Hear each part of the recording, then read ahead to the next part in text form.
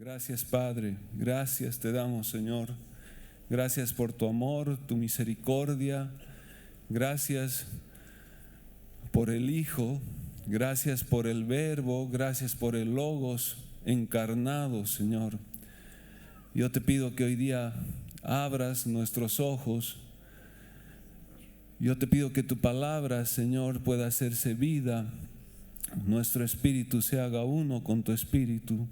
Recibamos de ti, Señor, en el nombre de tu amado Hijo. Amén.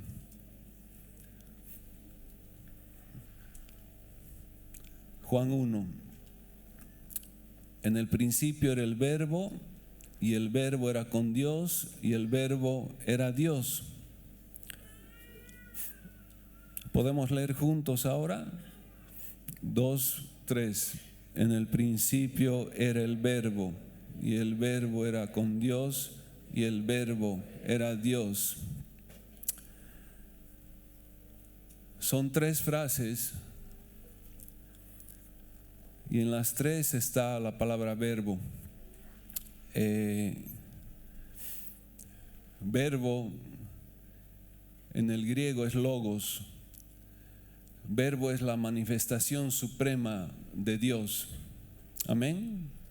La manifestación suprema de Dios. Verbo es el Hijo.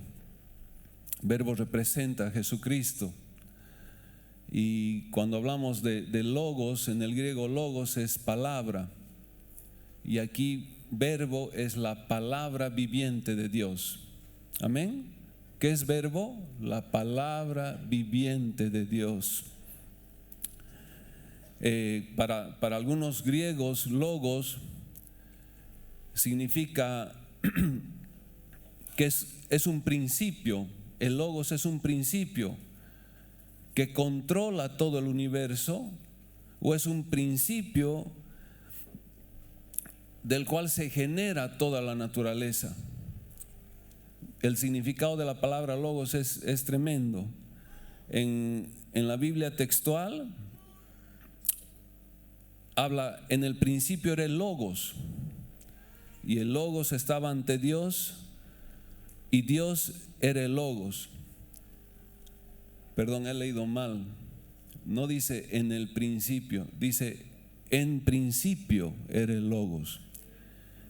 Y esta falta de artículo, donde no define si es un principio o es el principio, es muy interesante. Nosotros conocemos bien Génesis 1. Dice, ¿cómo dice tu Biblia en Génesis 1? En el principio creó Dios los cielos y la tierra. Y alguna vez hemos estudiado este versículo, y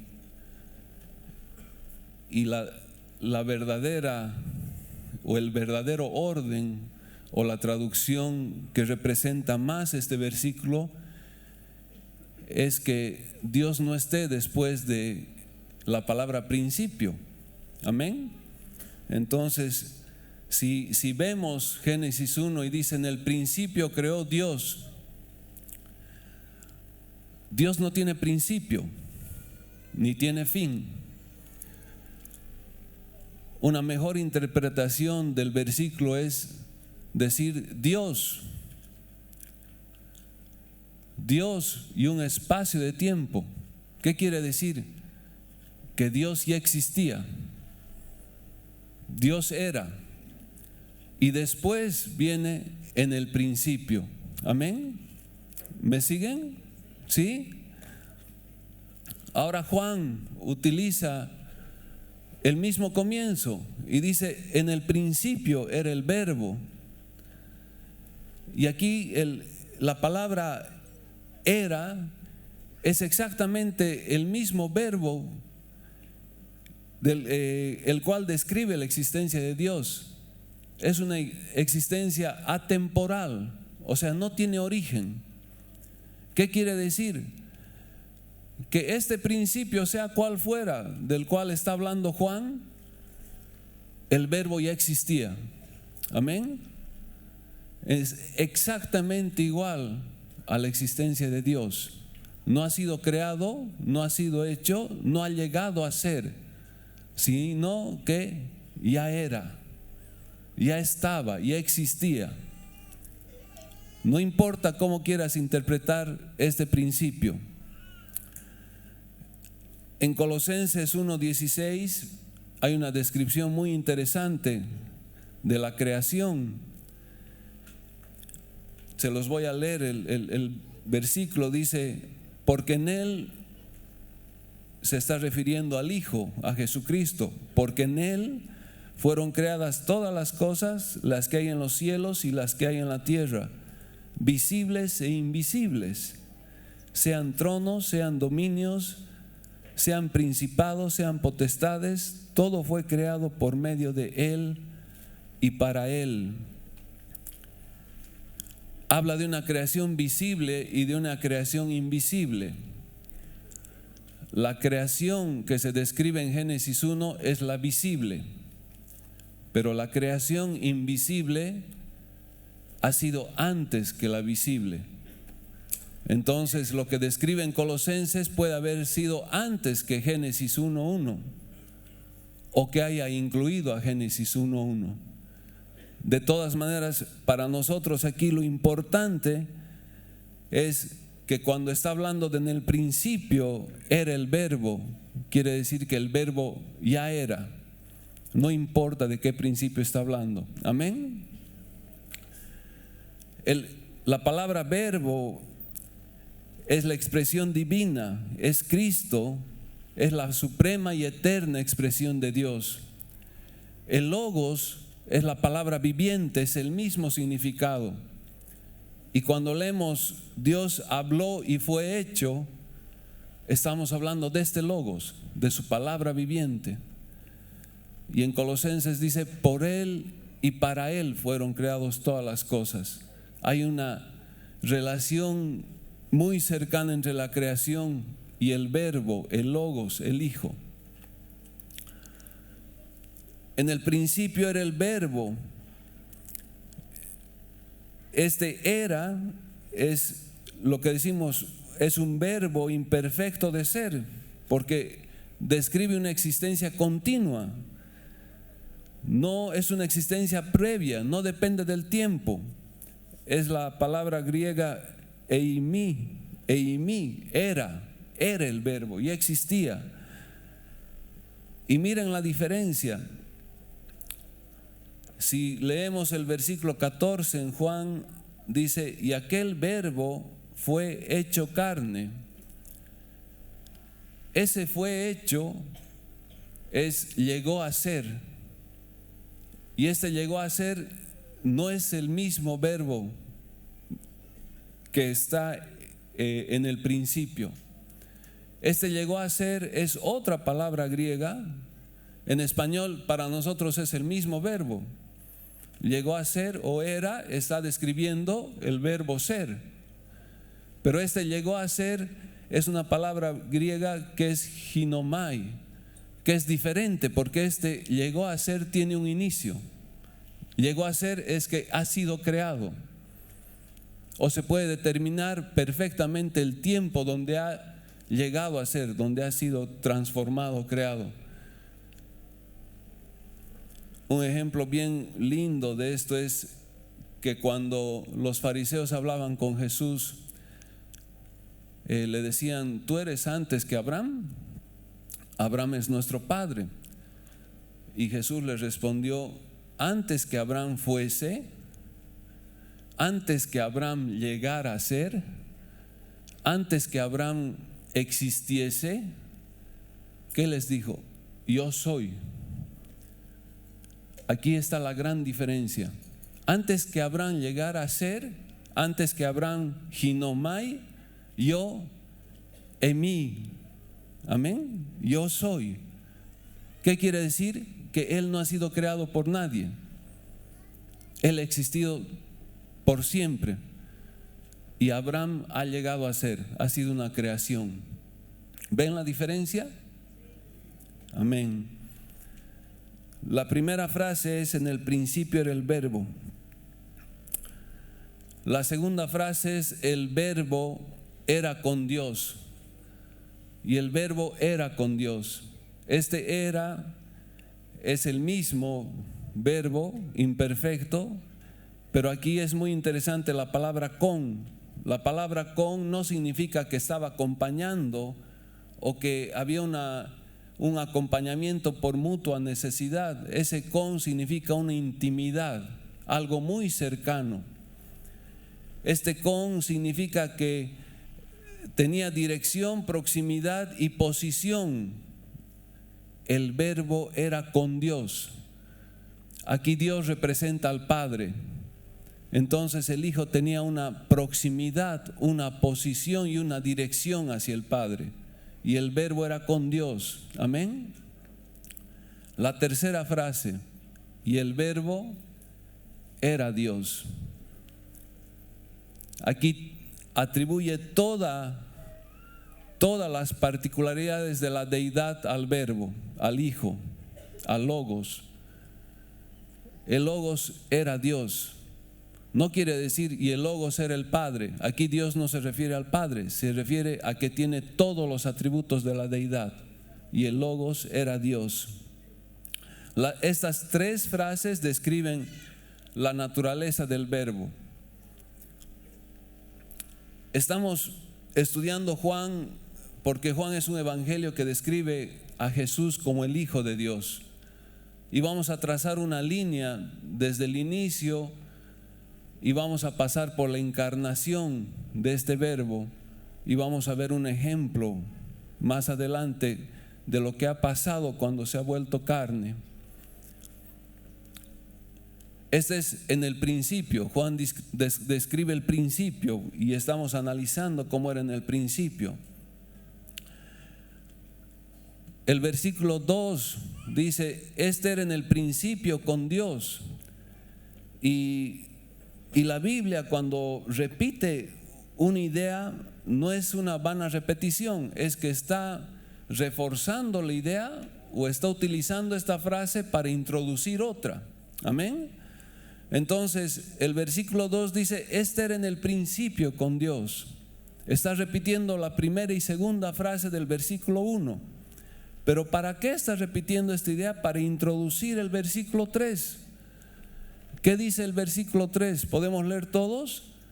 Todas las cosas por Él fueron hechas, y nada de lo que ha sido hecho fue hecho. En el versículo 3 está introduciendo a Él como el origen de toda creación. El verbo, el Logos, el Hijo, por Él y para Él fueron hechas todas las cosas. En Hebreos 1:2 dice: por medio del cual hizo también el universo. Se refiere a Jesús. Y en 1 Corintios 8:6 hay una descripción. Voy a leer el versículo porque aquí describe al Dios Padre como la fuente primaria de todas las cosas. Pero por intermedio de Jesús han sido hechas todas las cosas, y estamos incluidos en esa creación cada uno de nosotros. Dice: para nosotros, sin embargo, solo hay un Dios, el Padre, del cual proceden todas las cosas, y nosotros somos para Él, y un Señor Jesucristo, por medio del cual son todas las cosas, y nosotros por medio de Él. En otra versión dice: y un Señor Jesucristo, por quien son todas las cosas y por medio del cual existimos nosotros. Hemos sido creados por Dios, pero existimos por medio de Jesucristo. Amén. Y sin Él nada de lo que ha sido hecho fue hecho. Nuevamente está repitiendo la idea, pero es nuevamente para introducir el versículo 4. ¿Por qué? En el versículo 4 es una declaración hermosa donde dice: en Él estaba la vida y la vida era la luz de los hombres. esta vida increada, esta vida que no ha sido creada del Hijo, es la vida esencial que ha pasado al hombre. Este es el origen de la vida. La palabra nos dice, en Él estaba la vida, y la vida era la luz de los hombres. Amén.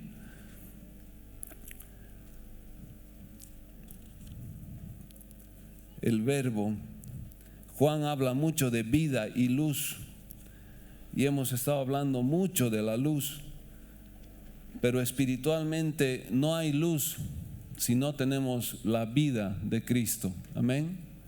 Naturalmente es diferente.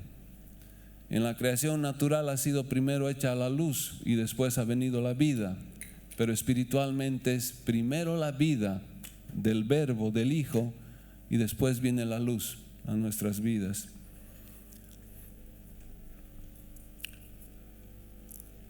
El versículo 5 dice, la luz en las tinieblas resplandece y las tinieblas no prevalecieron contra ella. Este prevalecer significa que las tinieblas no dominaron a la luz, que las tinieblas no tienen el control sobre la luz. Las tinieblas nunca pueden derrotar a la luz, nunca pueden extinguirla, la luz, no pueden matar la luz sofocándola. Esta es una verdad sobre la cual nos podemos parar y nuestra fe tiene que estar aquí, que las tinieblas no van a prevalecer sobre nuestra luz. Ahora saltamos al versículo 14. Y aquel verbo fue hecho carne y habitó entre nosotros, y vimos su gloria, gloria como del unigénito del Padre, lleno de gracia y de verdad. Ese verbo que era en el principio, que era con Dios y era Dios, ahora dice la palabra, y aquel verbo fue hecho carne. La mejor traducción no es fue hecho. Aquel verbo no fue hecho carne, aquel verbo se hizo carne. Amén. Fue una entrega voluntaria del Hijo, y el Hijo se hizo carne. Se hizo llegó a ser. Hay un momento en el tiempo que Él transformó su naturaleza y llegó a ser carne. Es un ejemplo de cómo es nuestro Dios.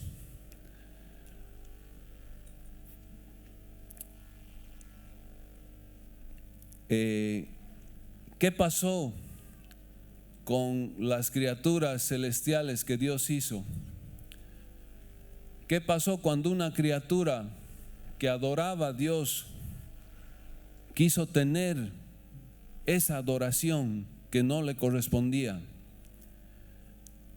¿Qué pasó cuando esa criatura que fue creada por Dios para adorarle, adoraba a Dios y en un momento tuvo una ambición de ser igual a Dios y se exaltó y quiso ser igual a Dios? ¿Cómo contrarrestó Dios esa desobediencia? ¿Me están siguiendo? ¿Saben de qué estoy hablando o no? ¿Cómo contrarrestó Dios esa desobediencia? Dios tenía todo el poder de acabar con esa criatura, porque era su creación. Es más, esa criatura vino al hombre y le dijo, vas a ser igual a Dios. Y el hombre participó con esa criatura de la desobediencia. ¿Qué hizo Dios? ¿Cómo contrarrestó Dios esa desobediencia?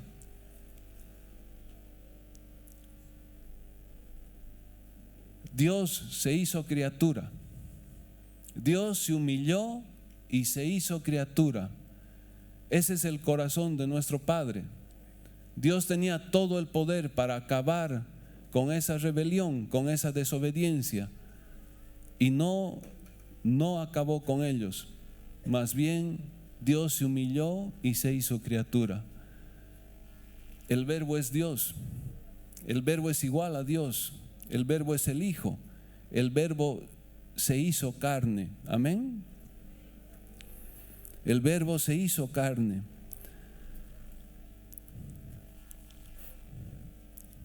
Una descripción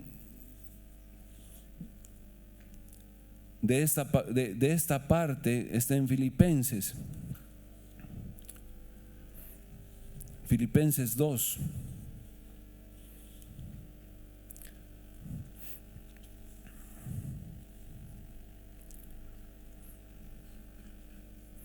Antes de Filipenses 2, voy a leer un versículo en Hebreos 2:14. Dice así: por cuanto los hijos participaron de carne y sangre. ¿Qué quiere decir eso? Así que por cuanto los hijos participaron de carne y sangre, quiere decir que el hombre participó del pecado de Satanás. Amén. Él también participó de lo mismo, para destruir por medio de la muerte al que tenía el imperio de la muerte, esto es, al diablo, y librar a todos los que por el temor de la muerte estaban durante toda la vida sujetos a servidumbre. Él se hizo carne y para vencer a la muerte, Él murió en la cruz. ¿Pero por qué hizo eso? Porque sus hijos, no dice la creación, no dice el hombre, la palabra dice sus hijos, participamos en carne y sangre, participamos de esa rebelión. Y Él por amor se hizo carne y murió en la cruz. Esa era la manera de vencer a la muerte, que nos tenía atados a servidumbre. Amén. ¿Ves el sacrificio que era por amor? ¿Ves lo que ha hecho el Verbo, el Hijo de Dios, el Logos? Se ha hecho carne para morir. ¿Por qué? Porque era por amor a los hijos. Amén. En Salmo 107, el versículo 19 y 20, es esto, voy a leer, es hermosa esta parte. Dice: clamaron a Jehová en su angustia y los libró de sus aflicciones.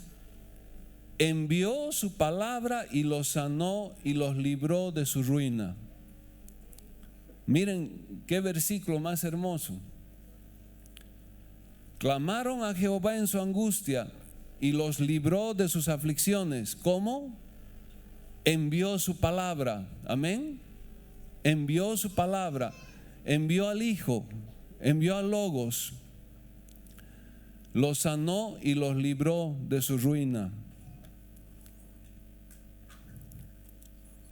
Ahora sí, Filipenses 2. Estamos trazando una línea de lo que era el Verbo, de lo que era el Hijo. En el principio, qué es lo que ha pasado y cómo se ha hecho carne.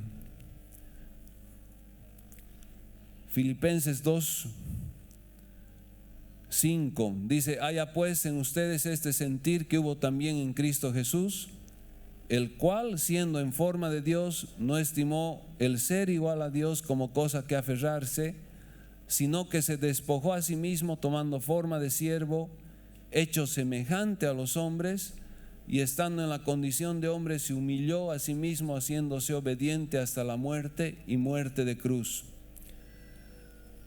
Miren la frase, dice: el cual, siendo en forma de Dios. Ahora podemos entender, en el principio era el Verbo y el Verbo era con Dios y el Verbo era Dios. Y aquí describe, Él tenía la forma de Dios. Esta palabra siendo significa la forma original, y se puede leer el cual. Está hablando del Hijo, del Logos, del Verbo, el cual existía eternamente en la forma de Dios. Siendo en la forma de Dios, ¿qué hace? No estimó el ser igual a Dios como cosa que aferrarse, no se aferró de eso. ¿Y qué dice? Se despojó a sí mismo. Cuando dice se despojó a sí mismo, quiere decir que se vació, se restringió y dejó ir todos los atributos que tenía como deidad. No vamos a poder entender el nivel de sacrificio que ha sido esto. No vamos a poder entender el nivel de humildad, el nivel de amor y de misericordia que tiene el Padre y el Hijo para hacer esto. Despojarse, se despojó y no se aferró. Él era igual a Dios y no se aferró a eso, se despojó y se vació de todos los atributos de la deidad. Cuando se vacía de todos esos atributos, el siguiente paso es tomando forma de siervo. Y esa palabra tomando es vestirse, es tomar, es echarse la carne humana sobre sí. Se echó la carne humana sobre sí. O sea, rechazó toda su existencia eterna, toda su deidad, se vació, se restringió y estando en esa condición tomó toda la carne humana sobre él. Y el pastor siempre nos ha enseñado sobre esta palabra, tomando forma de siervo. Ese siervo es el esclavo más bajo, ¿no? Es doulos en griego. Tomó la carne humana sobre sí, pero no tomó un lugar de posición, sino tomó la forma de siervo. Vino a servir. La siguiente frase es hecho semejante a los hombres. Este hecho es otra vez, llegó a ser hombre. No solo que parecía un hombre ni tenía la forma de un hombre, era un hombre. Era un hombre. Nació hombre como cualquiera de nosotros. En esta condición se encarnó el Verbo. Esta es la descripción, se hizo carne. Este es el detalle de cómo, qué tuvo que pasar para que esa deidad, el que no había un principio para él, se tuvo que despojar de todo y echarse la carne humana encima y hacerse hombre. Y en esa condición vino a servirnos. Nació para servir.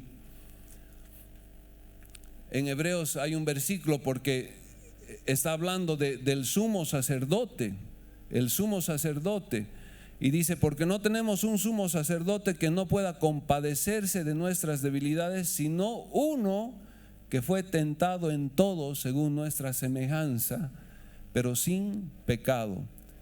Él nació hombre y no tenía ninguna divinidad, ningún poder. Lo único que tenía era una comunión con el Padre.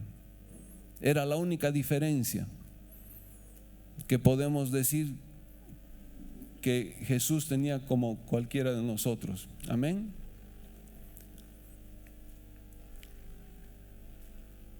Ahora hemos recorrido como que esta línea para llegar a esto. Tenemos la descripción del verbo, del logos, la palabra viviente de Dios. Tenemos el clamor de los hijos, como Él ha llegado a hacerse hombre. Y en esta condición de hombre es que ahora queremos analizar este pasaje de la Biblia que está en Juan 4. En esta condición de hombre queremos analizar este pasaje. Muchas veces se ha compartido, se ha predicado. Este es un hermoso pasaje. Describe y hay una revelación de mucha riqueza espiritual. Es el encuentro de Jesús con la mujer samaritana. Todos conocemos la historia, amén. Ahora vamos a verla desde otro punto de vista. Estamos analizando el verbo que se hizo carne.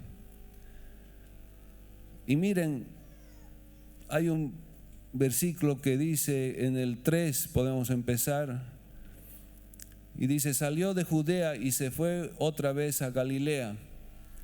Y le era necesario pasar por Samaria. Este es un hombre que tiene que caminar de Judea a Galilea. Judea está aquí, Galilea está aquí, y aquí al medio está Samaria. El pastor nos ha explicado muchas veces que los judíos y los de Samaria no se llevaban entre sí, incluso dice ahí la mujer. ¿Y qué hacían los judíos? Se daban una vuelta, rodeaban Samaria para evitar entrar por Samaria y podían llegar a Galilea.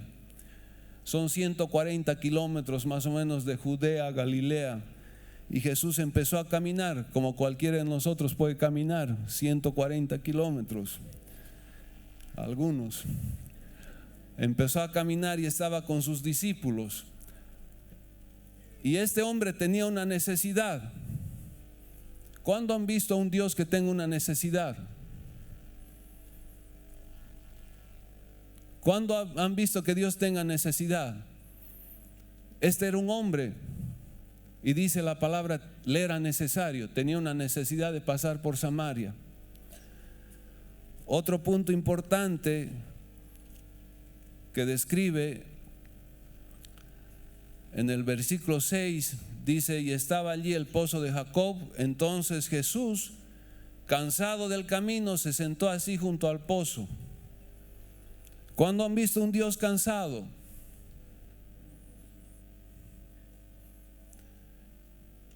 Jesús tenía una necesidad y Jesús estaba cansado.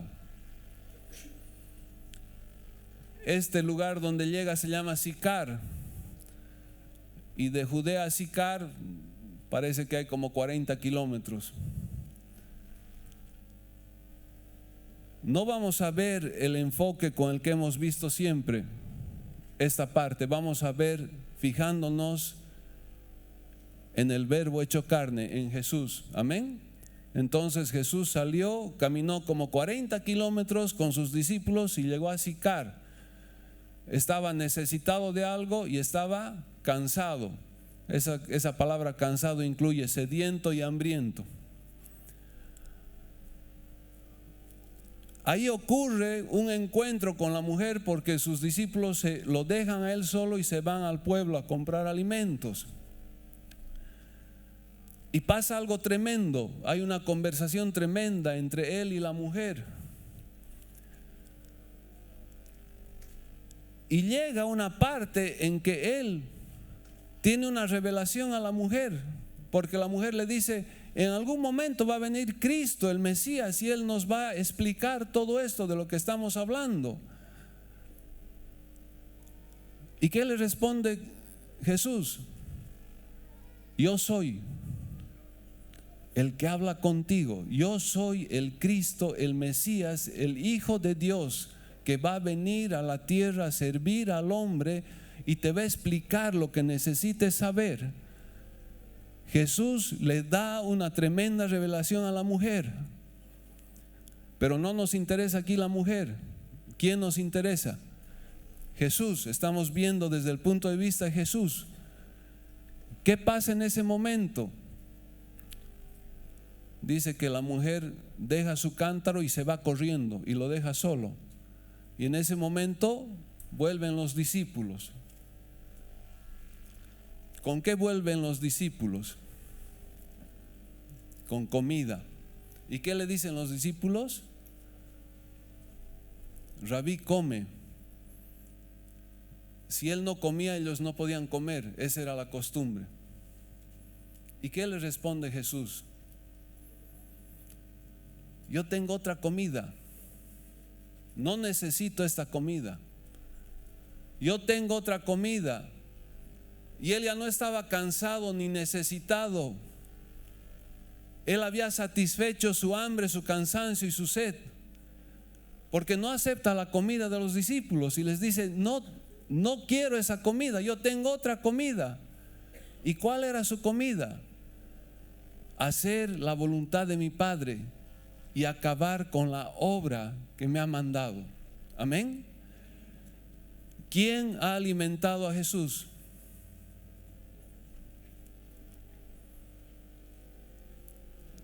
La mujer. La mujer ha alimentado a Jesús. No nos interesa qué ha pasado con la mujer, lo que nos interesa es que ella ha cumplido con él. Jesús estaba necesitado de pasar por Samaria y Jesús ha llegado cansado a Sicar, a este pozo. Estaba caminando con sus discípulos y es interesante, la Biblia no va a decir nada sin razón, porque cuando les dice mi comida es que haga la voluntad del que me envió y acabe su obra, les dice, ¿acaso ustedes no estaban hablando, aún falta 4 meses para que llegue la siega? ¿Cuál era la conversación de los discípulos en el camino? Los discípulos estaban diciendo, faltan 4 meses para que llegue la siega. Y Jesús seguía cansado. ¿Por qué hablaban los discípulos de la cosecha, de la siega? Porque ellos tenían que comprar la comida natural y estaban solo pensando en eso. Falta tanto tiempo para la cosecha, ¿en cuánto vamos a poder comprar ese alimento? Debe estar muy caro ese alimento. Jesús estaba cansado de la conversación con los discípulos. Cuando llegó al pozo y tuvo la conversación con la mujer, él salió satisfecho. Amén. Ahora sí podemos decir cuál era la voluntad del Padre y cuál era la obra que tenía que terminar Jesús. ¿Cuál es la voluntad de Dios? En Juan hay varios versículos.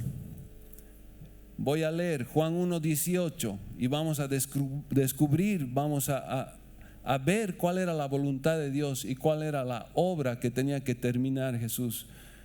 Juan 1:18 dice, a Dios nadie le vio jamás, el unigénito Hijo que está en el seno del Padre, Él le ha dado a conocer. Juan 6:46, no que alguno haya visto al Padre, sino aquel que vino de Dios, éste ha visto al Padre. Juan 14:6, Jesús dice, yo soy el camino, la verdad y la vida. Nadie viene al Padre sino por mí. Si me conocieseis, también a mi Padre conocerías, y desde ahora le conocéis y le habéis visto. Mateo 11:27, todas las cosas me fueron entregadas por mi Padre, y nadie conoce al Hijo sino el Padre, ni al Padre conoce a alguno sino el Hijo, y aquel a quien el Hijo lo quiera revelar. El Verbo ha sido hecho carne. El Verbo es la manifestación suprema del Padre. El Padre ha manifestado al Hijo. El Hijo se ha hecho carne, se ha hecho uno igual a nosotros. Ha venido, ha pisado esta tierra, ha estado con nosotros. El Padre ha manifestado al Hijo. La voluntad del Padre ha sido manifestar al Hijo. ¿Para qué? Para darse a conocer. Amén. Nadie viene al Padre si no es por mí. Yo soy el camino. Si me ven a mí, van a ver al Padre. El Padre quiere tener una relación con nosotros. La voluntad del Padre es hacerse conocido a ti, a mí. ¿Cuál es el medio? El Hijo es el medio. La voluntad del Padre es que lo conozcamos cercanamente. ¿Cuál es el medio? El Hijo es el medio. No hay otro camino, no hay otra forma. Pero el Hijo ya ha sido manifestado. El Hijo ha sido manifestado no para que nos perdone los pecados, no para que nuestra conciencia sea libre de pecado, No es eso, ese es el inicio. El Hijo ha sido manifestado para que lo conozcamos, tengamos una intimidad con Él y lleguemos a través de Él al Padre. Amén. Ese es el propósito, esa es la voluntad del Padre. ¿Qué creen que ha hablado Jesús con la mujer? Jesús ha tocado el tema más importante por el cual se ha causado toda la rebelión y la desobediencia: la adoración. Jesús ha tocado un tema por el cual ha sido el asunto por el cual se ha originado toda la rebelión, toda la desobediencia, y por el cual se ha cortado la unión del hombre con Dios, la adoración. Y miren el versículo 21 al 24, Jesús no habla de Él. Jesús habla del Padre. Toda la adoración que habla es con referencia al Padre. El versículo 21 dice: Jesús le dijo: mujer, créeme que la hora viene cuando ni en este monte ni en Jerusalén adorarán al Padre. No se trata del lugar. Le sigue diciendo: ustedes adoran lo que no saben, ustedes adoran lo que no conocen, no tienen comunión con lo que adoran, no hay intimidad en esa adoración. Nosotros adoramos lo que sabemos. Sabemos es conocer, es intimidad, porque la salvación viene de los judíos. Jesús era judío. Mas la hora viene y ahora es cuando los verdaderos adoradores adorarán al Padre en espíritu y en verdad, porque también el Padre tales adoradores busca que le adoren. Jesús hablaba de la adoración y del Padre, hablaba de adoradores en espíritu y en verdad, hablaba de lo que el Padre busca a esos adoradores. Este es el alimento de Jesús. Jesús, al compartir esto, y la mujer al recibir esto, Jesús estaba alimentando de ella. Amén. Pueden pensar en la mujer con flujo de sangre. La multitud que estaba al lado de Jesús lo apretaba y nadie conseguía nada de Jesús. Pero la mujer con flujo de sangre, que traspasó la multitud y estiró su mano y quería recibir de él, pudo recibir. Y Jesús dijo: ¿quién me ha tocado? ¿Cómo quién me ha tocado? Si hay una multitud rodeándote y tocándote. No importa. La multitud no importa. Alguien me ha tocado con un corazón para recibir. No sabía quién era, y ha salido de Jesús el milagro. La mujer ha recibido el milagro, ha recibido lo que Jesús tenía que darle, y Jesús se ha alimentado de eso. Porque ¿qué dice después? Y Jesús se quedó hablando con ella y habló toda la historia de la mujer. Esa mujer era igual que esta samaritana. Complació a Jesús. ¿Por qué? Porque Jesús pudo cumplir la voluntad que le había dado el Padre, la misión que le había dado el Padre. Amén.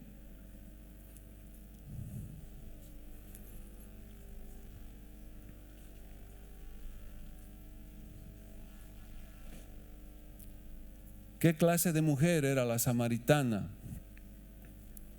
No era de buena reputación ni tenía buenos antecedentes. Dios nos ama igual y su perdón es infinito. La mujer samaritana le dice: dame de beber. ¿Qué diferencia hay de esta mujer con miles de personas que Jesús tenía cerca como para poder revelarle semejante cosa? Podía haber revelado a habían escribas, habían descendientes de Aarón en su pueblo, y va y le revela a una samaritana y encima a una mujer que de dudosa reputación. Pero esta mujer tenía algo. Sabía que tenía una necesidad, porque le dice: dame de beber. ¿Qué más tenía la mujer? Fue sincera delante de él. Y lo más importante es que recibió, tuvo un corazón para recibir. Amén. ¿Cuál es la enseñanza? Esta mujer estaba en el pozo para sacar agua, para suplir una necesidad natural. Todos los días vivimos tratando de suplir nuestra necesidad natural. Todos los días vamos a algún tipo de pozo. Todos los días nos levantamos y estamos con nuestro cántaro buscando el agua que calme nuestra sed. Y todos los días Jesús está esperándonos para tener esa charla con nosotros. Todos los días Él está cansado, Él está sediento y está hambriento. Él necesita que lo alimentemos como la mujer lo ha alimentado. Él necesita que lo agrademos. Watchman dice: es imposible que agradando a Dios uno no esté totalmente satisfecho. Todos los días vamos a suplir una necesidad natural y todos los días está Jesús esperando por nosotros. El corazón para recibir algo de Él no lo tienen todos. Hay personas que no tienen ese corazón. Hay personas que dicen: no tengo necesidad de Él. Y hay personas que no son sinceras con Él. En la palabra hay un ejemplo. Eran Esaú y Jacob. Eran dos hermanos. Eran iguales. Es más, Jacob era engañador, era suplantador, era un traidor. Y Esaú parecía buen tipo. O sea, naturalmente era un mejor tipo que Jacob. Esaú tenía todo el derecho de matar a Jacob por lo que le había hecho.